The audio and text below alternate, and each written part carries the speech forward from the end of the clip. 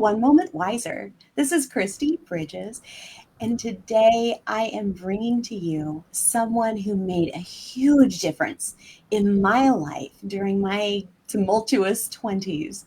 And she's just released a book called I Danced with Jesus. This is my friend, Marianne Deem. Marianne, thank you so much for being here today. You're welcome. Thanks for having me. How many My years has pleasure. it been? Uh-oh, we're Mhm. gonna age me here. It's been 25 years, maybe? How many years has it been since we've When seen did each you other? leave? Huh, I think 2008, maybe 2009? 2002. Okay, so it's been definitely over 20 years. Yeah. Wow. You don't look 20 years older. I am so glad to see you. And I'm really impressed. This is a wonderful book. Me too. So, in your book, you tell of dreams and visions, and you actually share some really neat snippets of history in your life. And what hit me at first, as I read it, was the transformation. At the beginning of the book, you told of a dream that you had on an ongoing basis when you were a kid that kind of sounds like you felt like an extra in your family, like your dad and your brothers weren't really behind you, but could care less if you existed, right? And then you shared a little bit, even throughout those earlier years, about times where you felt like you couldn't speak for yourself. Hmm. But that's not the Marianne I know. And I'm wondering, can you tell us a little bit about um, that transformation? Do you remember being like that as a kid? Can you identify with that? I do. I can. When you're in a household of 8 males and 2 females, and I just, I was always wanting to please the Lord. And the first thing I learned in Catholic school was to not commit sins of disobedience. So I did what I was told by my parents, by my teachers, by other adults. And I am introverted. I am not an extrovert. I can be extroverted if the case calls for it, but I am introverted. So I've had to throughout my life when I've been called upon, and I get called upon a lot to speak, to sing, to play the piano, to give speeches, political speeches sometimes. Yeah. And so, but that's something that introverted people can do. In fact, if you look at some of the Hollywood stars, a Mm-hmm. lot of them are introverted. So I want to say that it's an act. It's an act. It's something that someone has told me to do. So I did it. It wasn't until I hit my 30s and I really, really, really I wanted to know more about the Lord, Jesus Christ, and of course, uh, the Holy Spirit. Mm-hmm. So I was in a spirit filled church, and we had a lot of highly acclaimed ministers come through, evangelists. And so anything new, you know, I just wanted to figure it out and know all about it. Mm-hmm. So I had a very, very heavy duty deliverance experience. When I'm telling you heavy duty, it was heavy duty. Um, because God wanted to bring me out of that shyness, you know, and do some things for Him. Yeah. And so I was fine in front of, I could get up on a stage in front of thousands of people and do whatever I needed to do. You look at the black, I learned early on, you look at the back wall and you pick spots, and that's what you talk to, or that's what you sing to, or that's whatever you need to do. I Mm-hmm. learned how to do that. Um, but God wanted more from me. He wanted me to be able to, I had difficulty one on one with people. Mm-hmm. And so he wanted me to be able to minister one-on-one, like I did with you. Yeah. So he brought me out of that and into, I wanted not a different person, because I've always been the same person, but just boldness. Yeah. He gave me that boldness, that willingness to share the gospel with people and not be afraid of what they think. One of the reasons that I'm writing this book in my older years is because, things got in the way, life got in the way. But that title is extremely provocative. When I say provocative, I mean it provokes the thought, well, yeah, okay, really, yes, you dance with you, or either she must be nuts.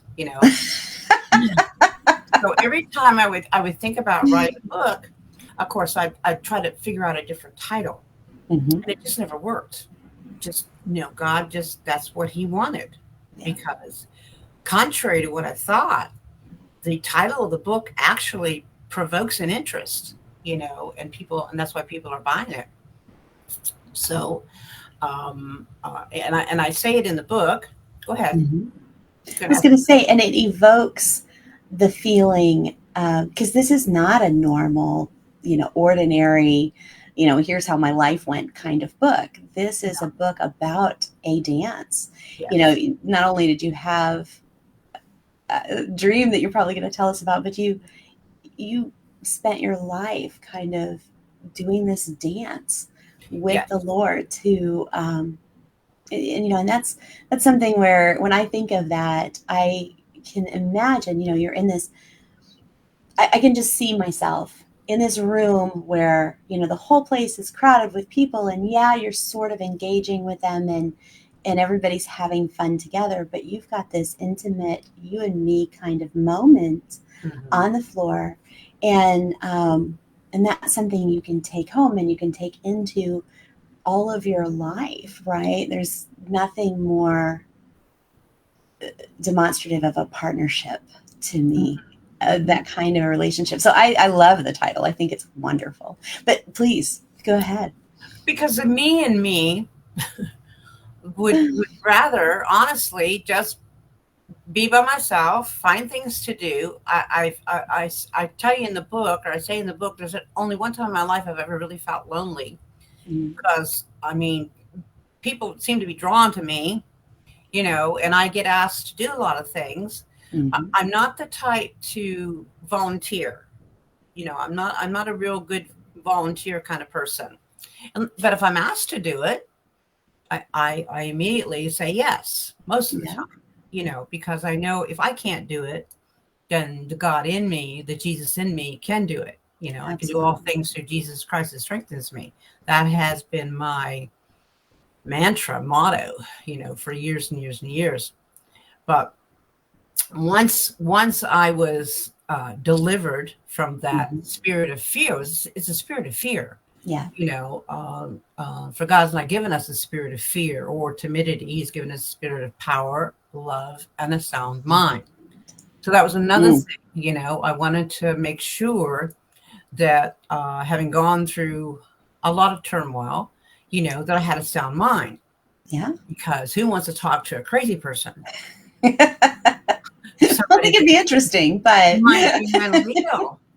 I have visited people in mental hospitals due to the brain trauma injuries in my family. Yeah. My mother was diagnosed wrongly. She should have been diagnosed with diabetes years before she was, but for some reason they never checked her glucose. And so, so I've talked to lots and lots of psychiatrists, psychologists, sociologists, counselors over the years, not because I was ever diagnosed, but because of the diagnoses that, some of my family members had. So I was the caretaker. And I want to pause for a second and just say, it's funny. You said who wants to talk to a crazy person, and that's funny, but at the same time, that's not disparaging. We've both had our experiences with people we very much love, who are very interesting and intelligent human beings, but are also struggling with different kinds of mental health issues. And I Mhm. think, all of us at some point or other will deal with a mental health issue because we grieve at some point, or we go through, sadness, we go through anxiousness, right? That's why there are so many verses in the Bible that, I share on my daily devotions about, giving those things to God and how God can help you with those Yeah. things. Yeah. So, please don't be offended if you're listening, because, hey, you know what? We're just who we are. But no, I agree. You had to double check your own self, Hmm. because you did grow up with a mom who wasn't she diagnosed as bipolar? No, And in reality, it was a sugar imbalance. right. She was diagnosed schizophrenic, Oh, paranoia. yeah. So, but today and some years ago, we know now that diabetes tends to respond the same as schizophrenia or paranoia. So once she was put on the right amount of insulin, she never had another incident.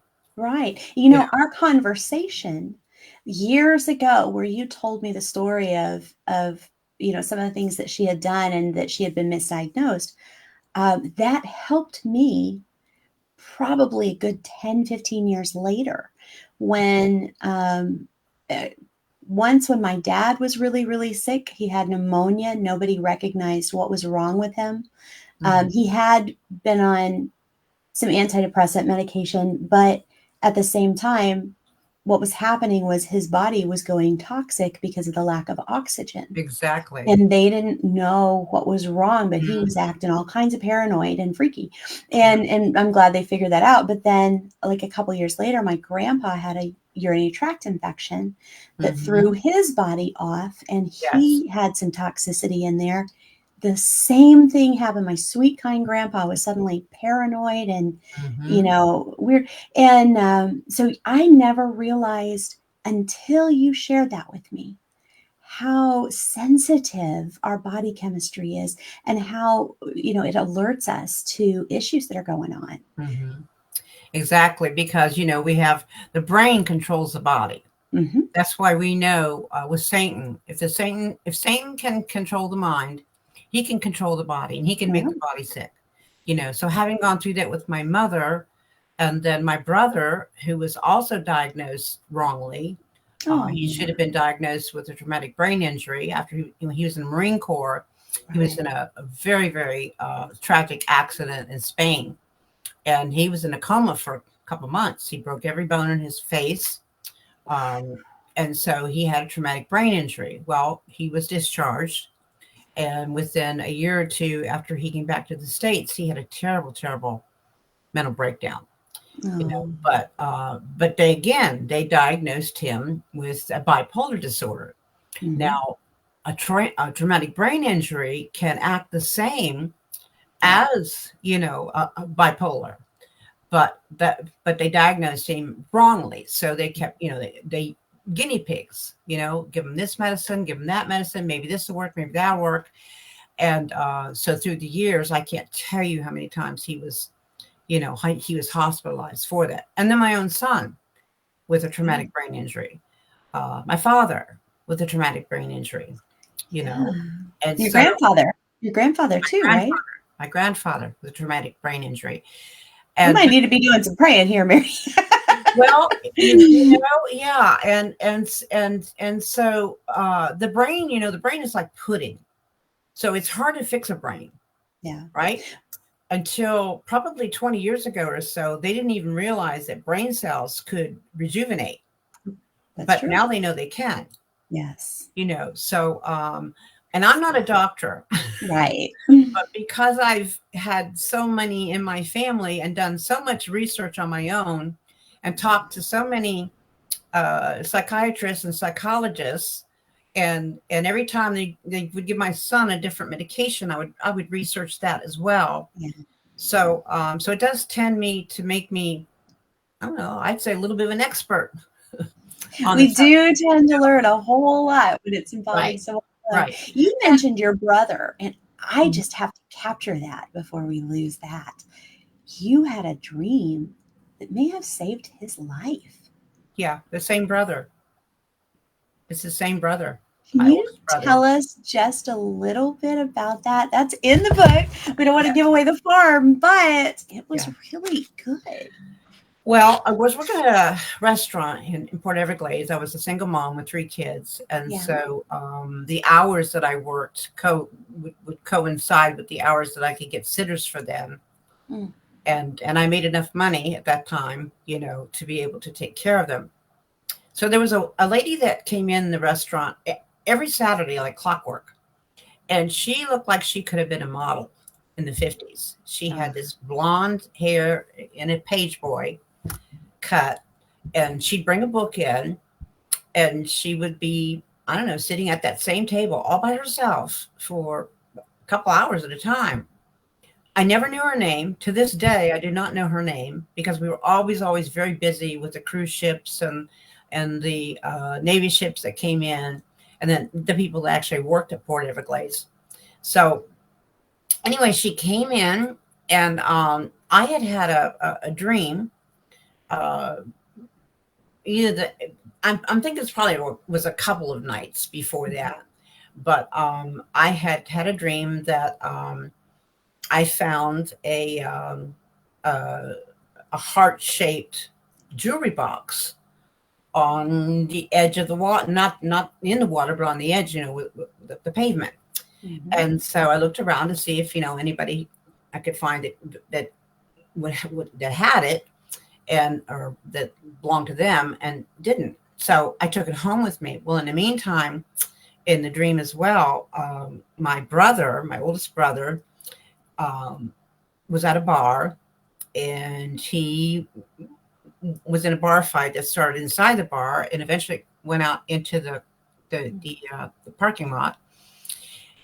And there was a guy that he was fighting with that had a knife.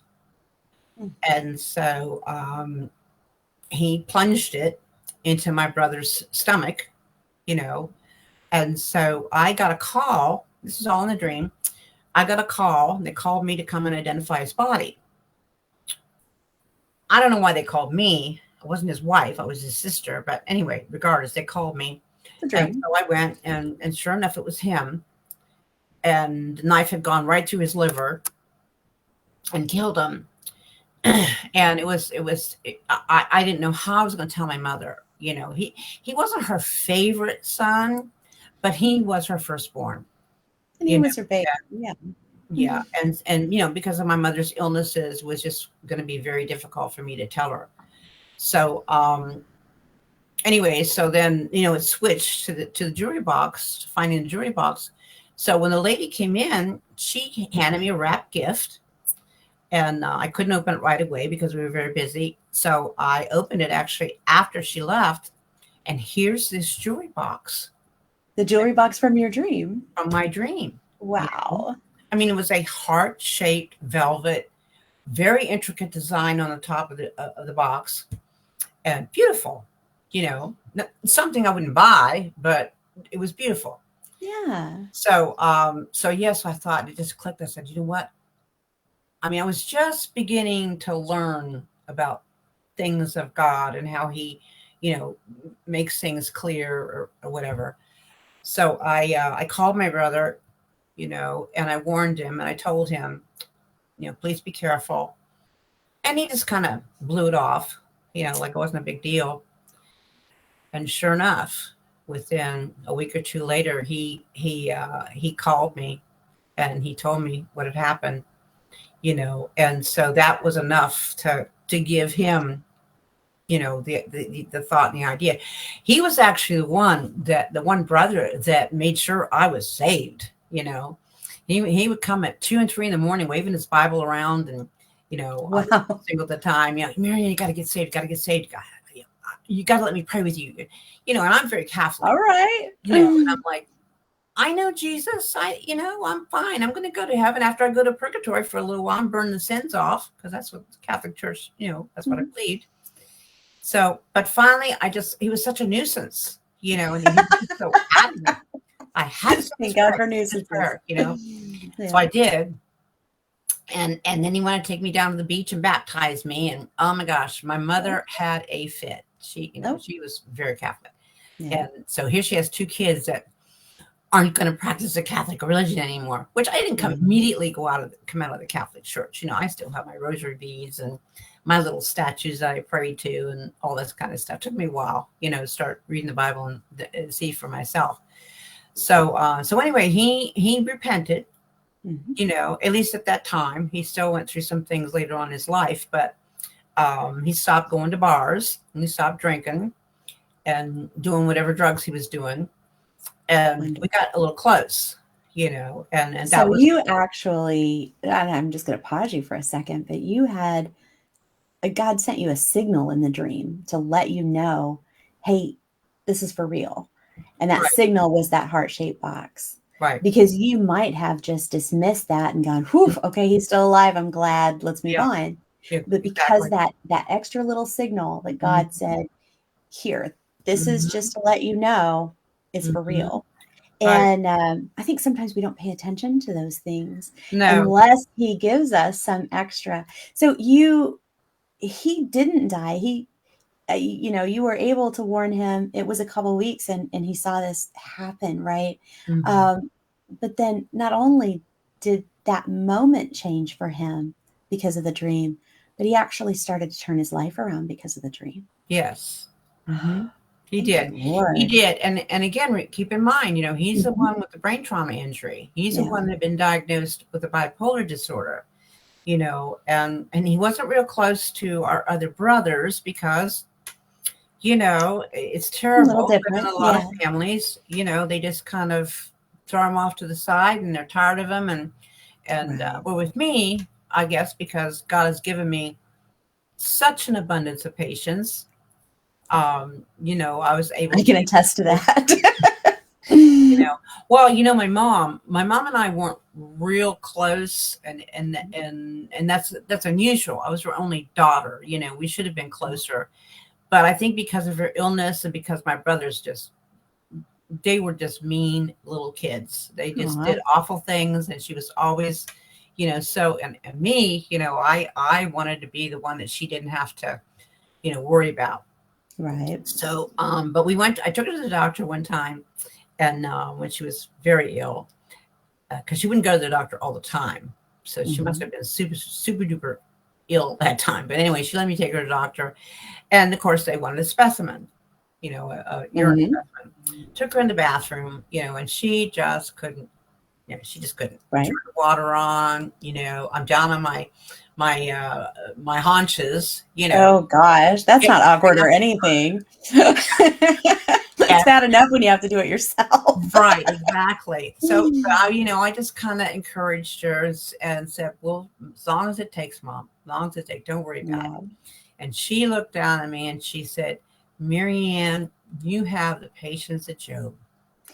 And it meant so much to me, because I did want that affirmation from her, Of you course, know. right? And so yeah, so I was able to take care of her and my dad, until they died. Both of them died in my arms. Both of them went straight from my arms into the arms of Jesus. And I can't. People will say to me, "Well, doesn't that make you feel bad?" I said, "No, oh no, No. no," because there's nothing worse than a kid standing over their parents' coffins and saying, "I shoulda, woulda, coulda." With Right. me, there was no "I shoulda, woulda, coulda." And you I did know you'll see everything, them yeah, again. to take care of them. Mhm. And that's a scripture commandment: honor thy father and thy mother, so Mhm. that the days of your life might be long, and so that you might prosper and be in good health. Yeah. And I mean, I've had some attacks over the years, and so Mhm. here I am. I'll be 75 this year, and it's just, yeah. And I mean, who knows how much more time I have? Oh, I hope it's a very long, healthy, fun time. Because I want to So, write some more books now. yeah, of course. Hmm. Now, one of the things that really spoke to me in here that and it hasn't I haven't been through quite the same situation, but I do know some people who have, and I know that some people feel like they're just never, ever going to recover. And other people do recover, but there's always, you never really forget. You actually lost a child. Yes. Yeah. Can you tell if you were speaking to someone now who is feeling like this pain is never going to end? Can you say something to them?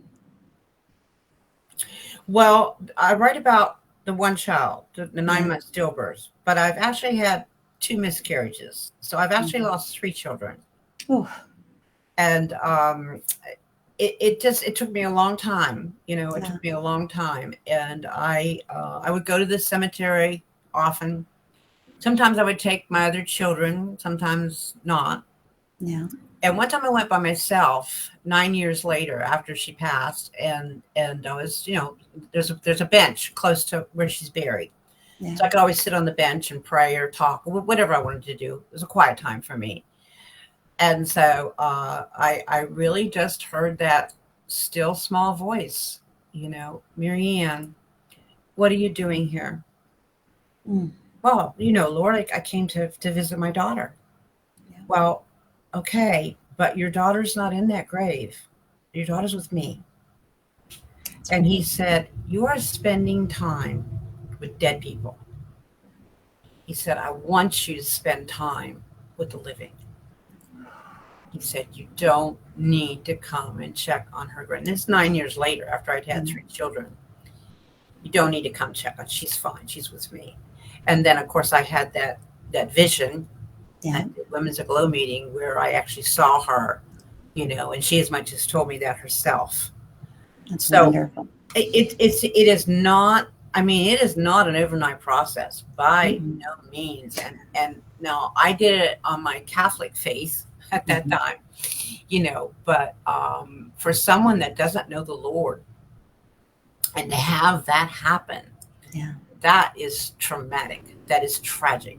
Such a Yeah. loss, just the one at Well, such and a young age. I can imagine if I had gone through it the way that you did. I mean, I felt like she was telling you she was in crisis during one of your dreams, but the doctors didn't listen. And I think I would have had so much anger at that, and so much maybe helplessness, and that how did you, this is 9 years that you're still visiting her, remains, right? But how did you get past that? Did you feel that fury that I can imagine I would have felt? Oh, of course. And here's the thing. Again, my Hmm. personality was just such that, Yeah. with the autopsy results, even the doctor pulled the autopsy results out of his drawer, kind of waved it a little bit, and said, "Well, it was just like I thought. Well, there was a blood clot in the umbilical cord," and Yeah. he said, "Just a freak of nature." He said, "And don't worry about it because you're young and you'll have more." And he shoved that autopsy report in his desk. Now, shortly after I was at the cemetery and the Lord spoke to me, I went to the hospital Yeah. and got that autopsy. I had 9 years. He's an authority. He knows what he's talking about. And so I got that autopsy, and another doctor explained it to me, a Hmm. little bit better. But still, to this day, there's no rhyme or reason. Right. And I had my grandson, the little lady that helped set this up, her husband, Hmm. um, when he read my book, Yeah. he was very thoughtful about it. And he said, Nana, he said, did you ever think that maybe that little girl had to be sacrificed so that grandpa could come home and be in one piece after in Vietnam? Because that was the second part of the dream, Yeah. that he had That found. was another dream with a token that kind of alerted you that there's Mhm. real reality here. Yeah. In the same dream that I dreamt that I lost a baby, the dream switched, and his parents and I were at Miami International Airport waiting for his coffin to be taken off plane. Yeah. He had been killed before they could even get word to him that his daughter had died.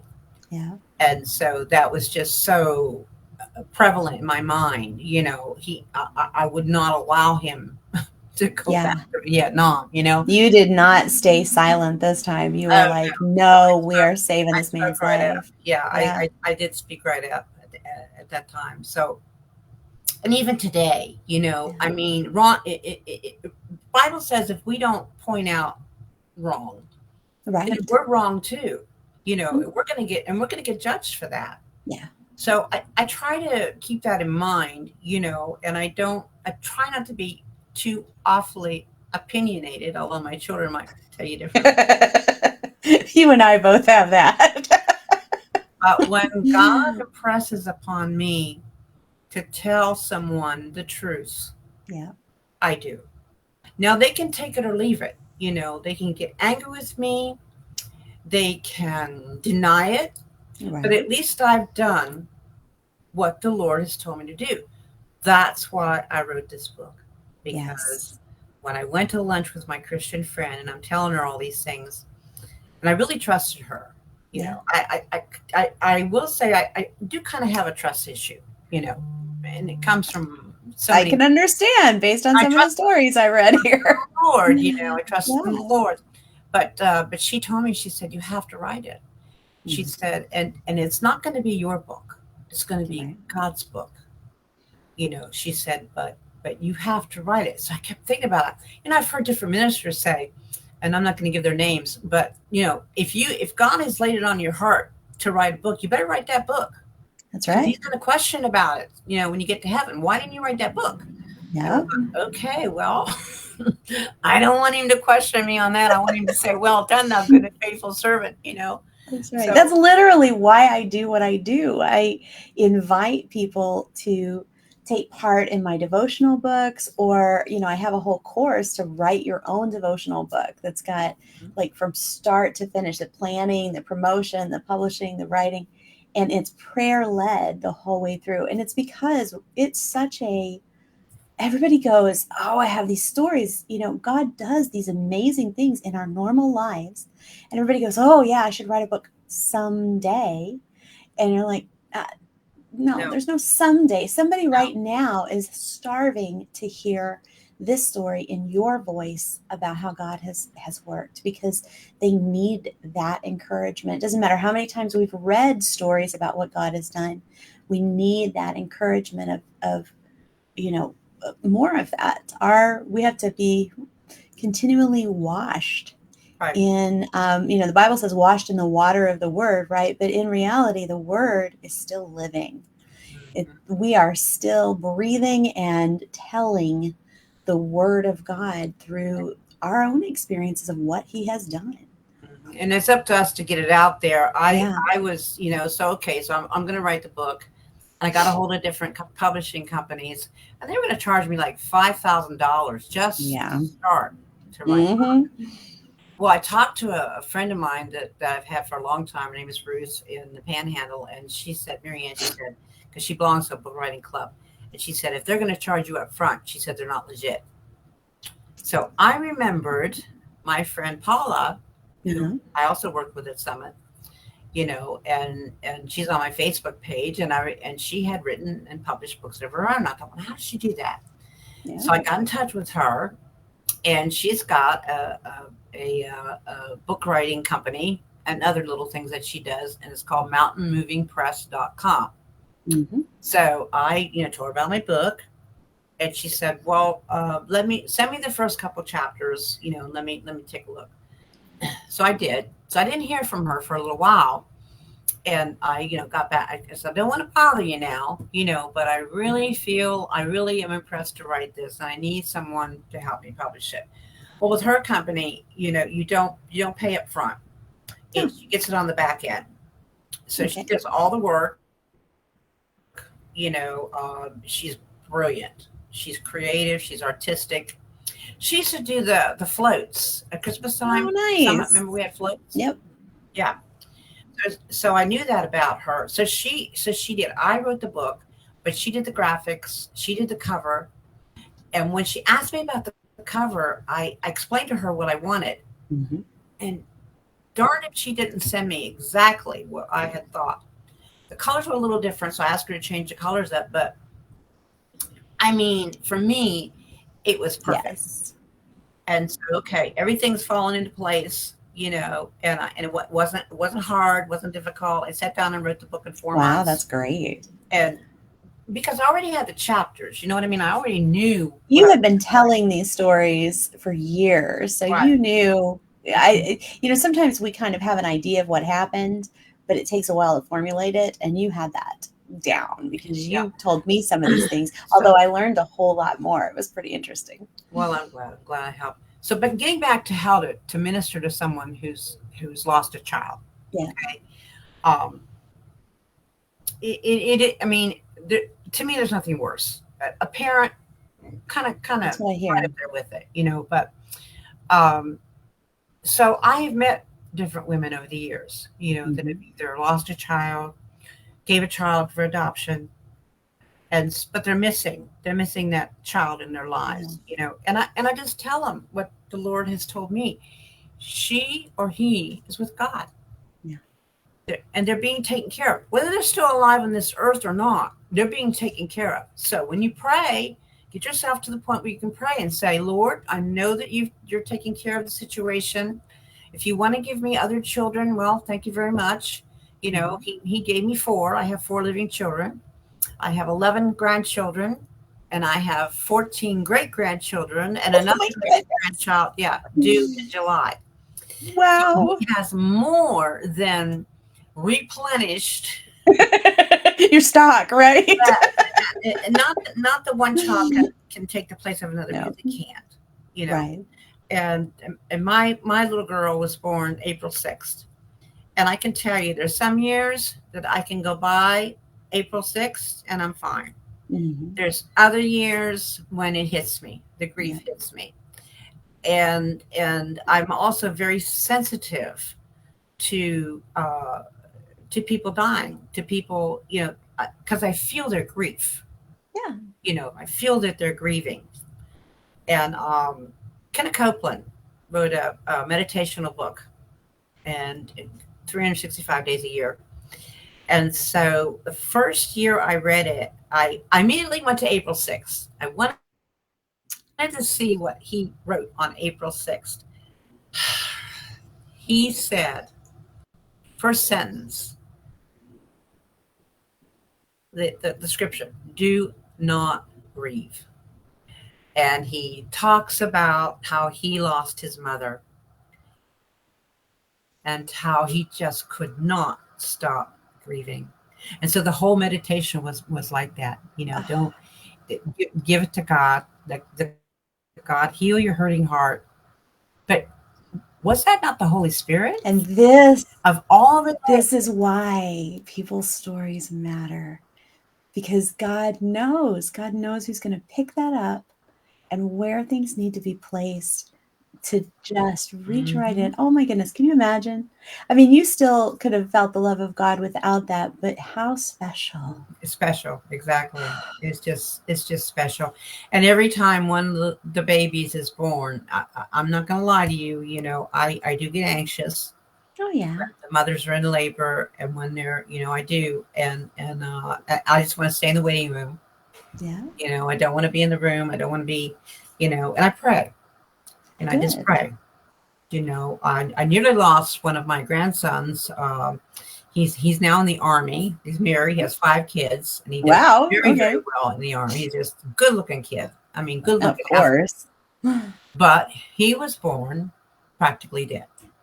And Oh. I was in the delivery room. I'm not going to go into all the circumstances, but I was there. And Mhm. they had to resuscitate him. They had to do code blue. But his father, who had been in the delivery room with the first child, came out to Mhm. the waiting room to get me specifically to go in to be with my daughter. I love my daughter, Yeah. but she can get a little cranky when she's so I said, oh I'm no. gonna say probably every woman ever. Well, yeah, You know what though? My mother told me she threatened me. She said, "You're having a baby." She said, "I don't want to hear a peep out of you. You are not to holler. You're not to holler. Oh my God. You're not to scream." You know, she said, and guess what? I didn't. I would bite my tongue. I would grit my teeth. Whatever I needed to do. I'd grown a little bit, Ah. but yeah. So anyway, so I go in her room where she's at, and she was having a hard time, and the baby's heart rate would drop.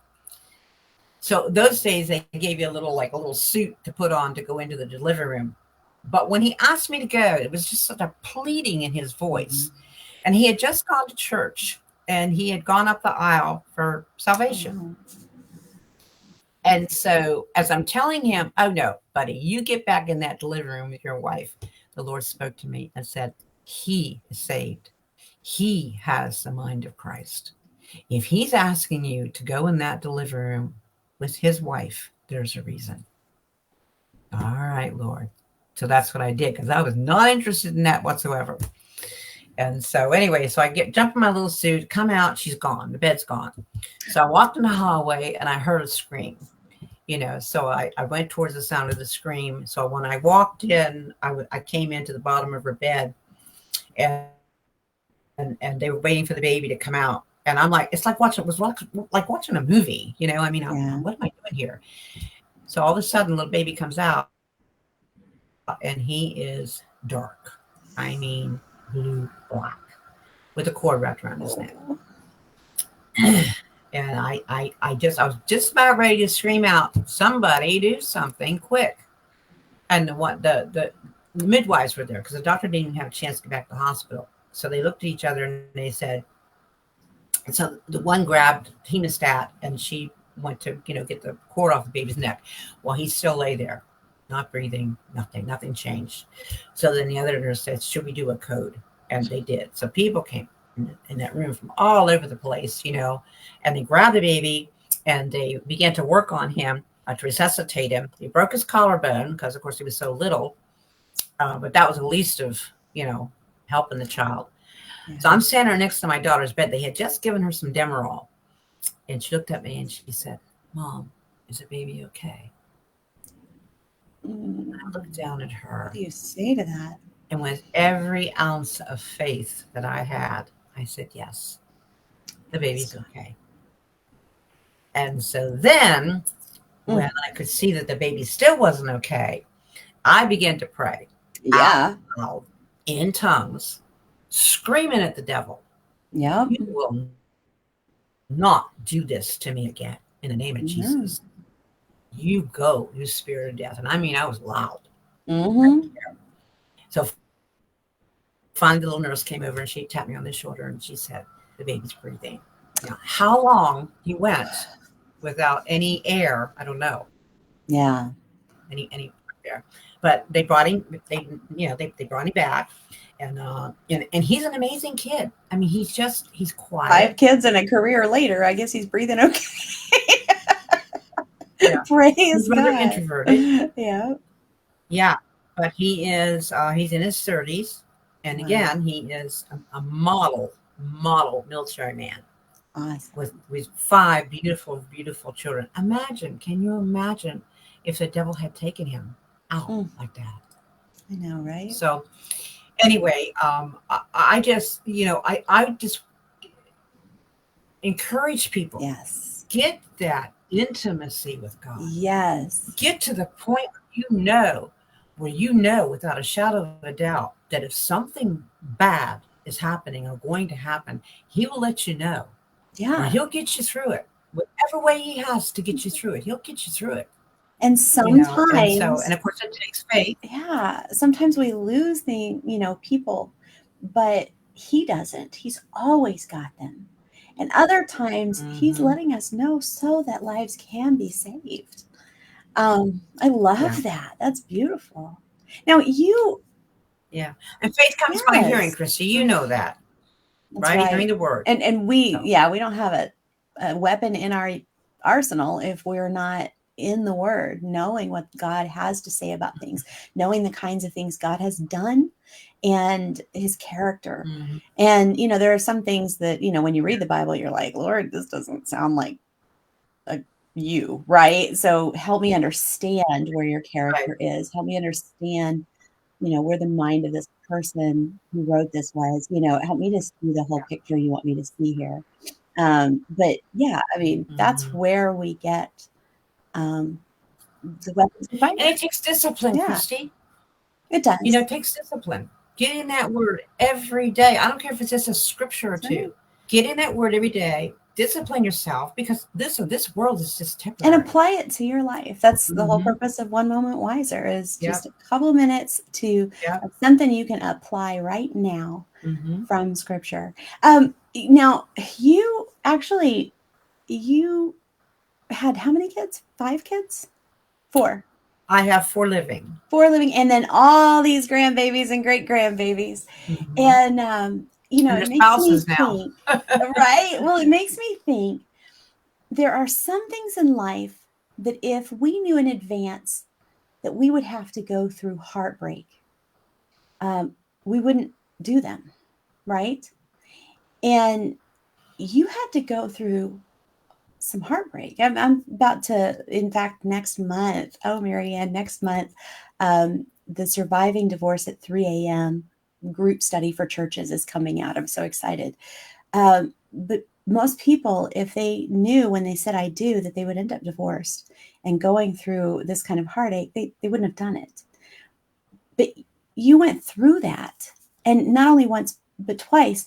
And yet, I don't imagine knowing you, the whole time I've known you, you've been single, and knowing you, I don't imagine there's a moment now when you would go, nope, I wouldn't have done that. I would have just stayed single and never had all these kids, right? Do you feel like it was worth the loss in order to get what you have gained?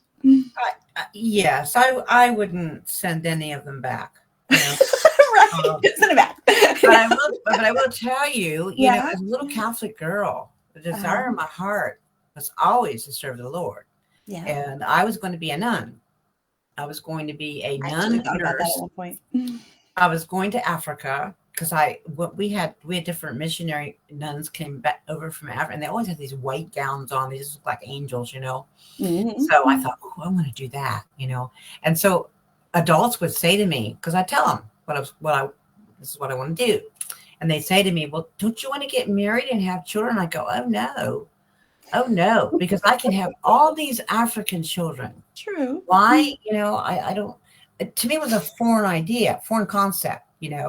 But of course, I went as a teenager, and I like boys, Yeah. and the story about me getting married so young to my first husband, I actually married him twice. Aw. We were divorced after, let's see, we married in 67. We got divorced in 72 or so, I don't know, 6 or 7 years. And but he was naughty, and he even admitted if he were alive, he has died, but he's admitted over the years to people that he was naughty. And Yeah. so, but I was just talking to my daughter this morning about this. Um, it was in the cards for me to marry him twice because I did not want to. He begged me and pleaded with me. We were divorced for 7 months, and I mean, this guy was at my doorstep constantly to call me on the phone, whatever. So I just felt bullied, kind of, into being with him. And I didn't want that. I didn't like that feeling. Yeah. So I went to church, went to a little Catholic church that was down the street from where I worked in Fort Lauderdale. And I spent my lunch hour just crying and Mm. pleading with God and saying, oh, God, please, I don't want to do this. I know I'm Catholic and I'm supposed to be married and only married one time, but, he's just such a rascal. I don't want to Right. do this. And there was an older gentleman that I don't know if it was a janitor. I don't know. Maybe it was an angel. I don't know. Never saw him before. Never saw him since. But he was trying to comfort me, and he was telling Uh-huh. me that that that to listen to God, to do what I think God would have me to do. And I thought, oh well, in my Catholic mind, God does not want me to, you know, I should remarry this guy. So I did. Yeah. And my daughter said to me, she said, "Oh, Mom," she said, "but you really think that was God?" And I said, "Yeah, I do." Really? Because he promised me, my husband promised me that he would behave himself and he would, wouldn't do this, wouldn't do that. If I just take him back, oh, my life would be better. His blah, blah, blah. Right. He wanted me to do this because his children. Well, at the time, I only had two children, the two girls. And I said, so I did what God told me to do. Yeah. But your father did not do what God told him to do, obviously. And I said, so he was disobedient, but I was not. I did what God told me to do. And I said, and as a result, he worked for the railroad. He retired from the railroad. Yeah. And we had been married 10 years and 7 months, both marriages, and both marriages counted. Yeah. Because of that, I now receive his railroad retirement annuity. Beautiful. Well, then, hey, God knew how to take care of you long after this guy wasn't going to be around. Yes, because thank you, Lord, for taking it's more care money of than my Social Security. Yeah. Now I hate to get materialistic on you, but but yes, God knows what we need, and He provides. Yeah. Right. Yeah. So with that, and with the retirement that I get from Summit, I mean, I'm not rolling in dough, but I take care of myself. I'm able to take care of myself, and I believe God knew that all. Did He want me to go through more torment and abuse from my husband? No. And He told my husband not to do that, obviously, or my husband wouldn't have been, because my husband was very extroverted. We were opposites. Yeah. And but yeah, because he didn't do his part, didn't mean that I didn't do my part. I did my part. And God blesses us when we do our part, even if the other person doesn't live up to their side of things. Right. God never, ever fails. Mm-hmm. He always takes care of us. He actually prepared you for your second divorce, which I won't give away the whole story, but that is something that probably my favorite part of this book, because you talked about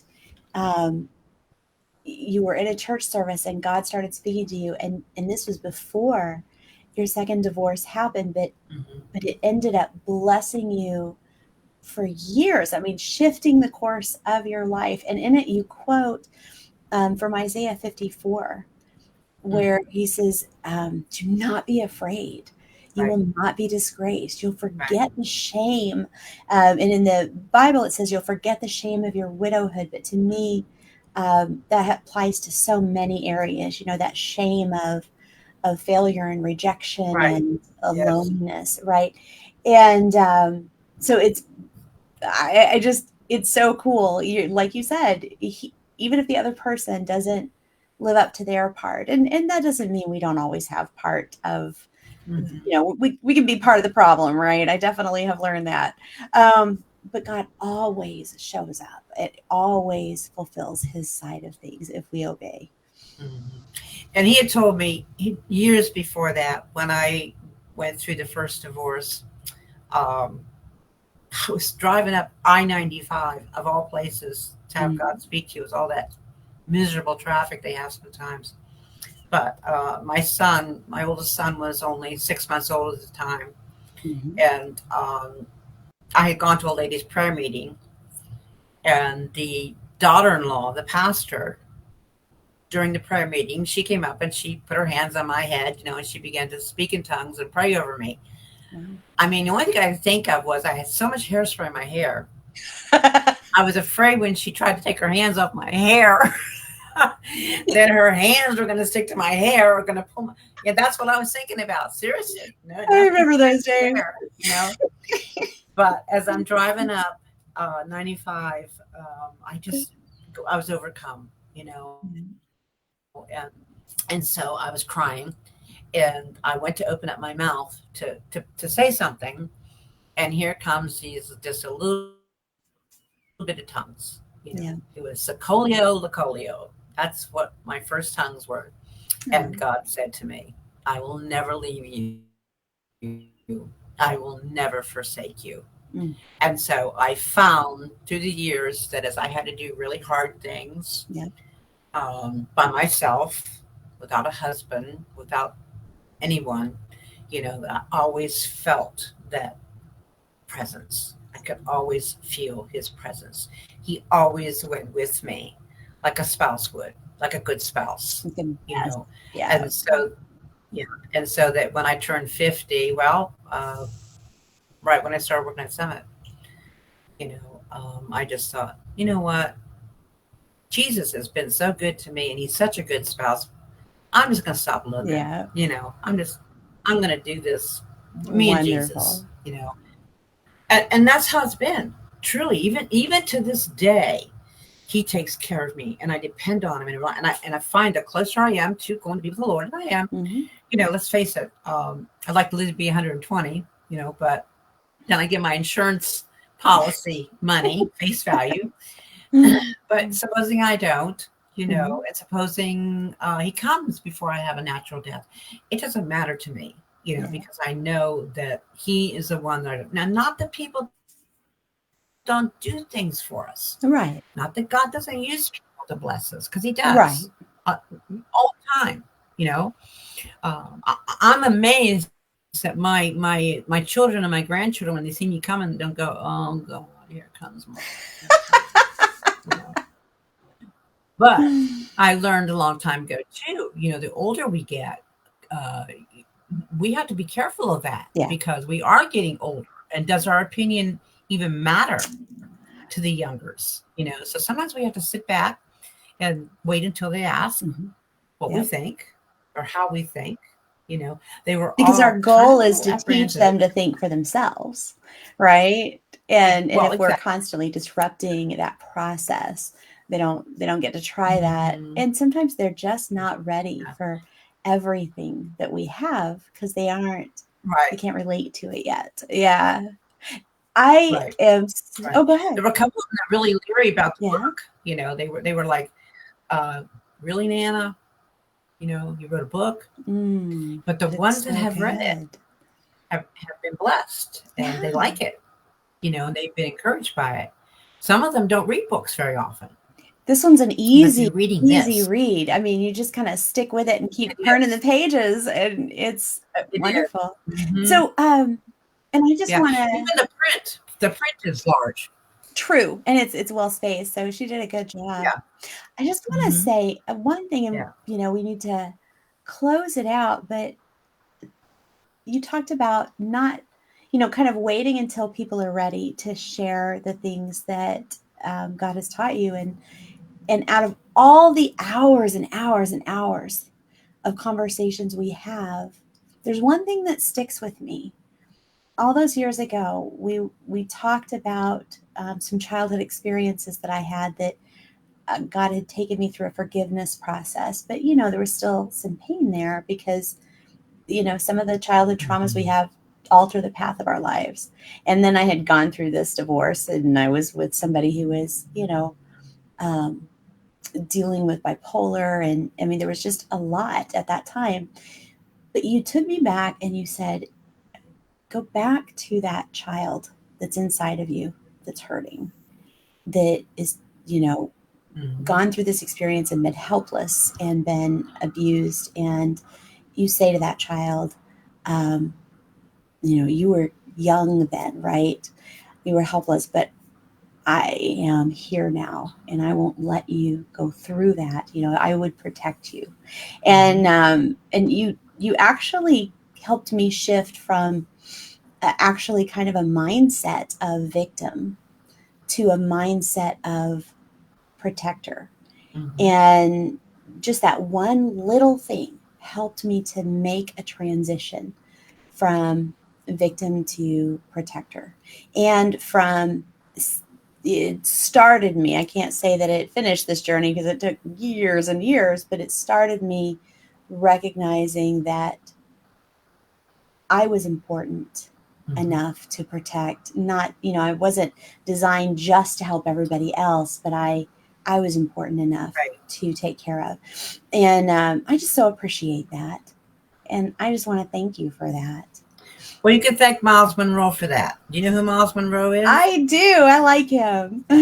Well, he's Awesome. gone. He's gone to be with Yep. the Lord. You know, he and his family, some of his family members, his wife, and I think a daughter or son, whatever, were killed in a plane crash. Oh, They're traveling in the Bahamas, going from one island to another. yeah. But I went to a church service in Fort Lauderdale, Plantation, actually, Yeah. and he was preaching that night. A friend of mine from Jamaica had asked me to go with her, and it was a big church, huge church. But he was the one that preached that sermon. And he was, you know, he would go from one end of the stage to the other. Mm-hmm. This is where I was, but this is where I am now. And where I am now wouldn't be over here. Right. And where I am now as an adult looking at this child over here, I would never allow that child to be that hurt. Right. You know, I would stick up for myself. Yeah. I'd beat somebody up if I had to, whatever I had to do to get out of that Mhm. situation. That's where that came from. And that stuck with me.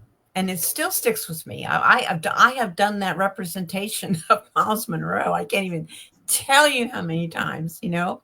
Yeah. And some people get it and some people don't. Oh, it is definitely a mind changer, a shifter. Mhm. Well, thank Yeah. you so much for being with me today. So, Well, thanks for where having me. can people get this? They can get this. Yes, I dance with Jesus. Mhm. And so we can get this on Amazon, or is there a better place that we should No, get this? Amazon has an exclusive for Uh-huh. $12.99. However, Nice. I'm going to be signing some book signing on the 13th Yeah. at Mary's Bagel Cafe in Lakeland, Florida, from 9 until 1. Oh, I wish I could go. And so when people come, Mhm. the book will be at a discount, Oh. special discount, and I'll have what they call swag bags. Really? A bag full of some goodies. Yeah. So it'd be like the first 20. I've got 24 books that I've ordered ahead of time. And So if they want your 24, autograph, they need to come out. They need to come out. And like if they're in Lakeland or anywhere, you know, they can ask me questions and they can talk to me. I'll pray with them.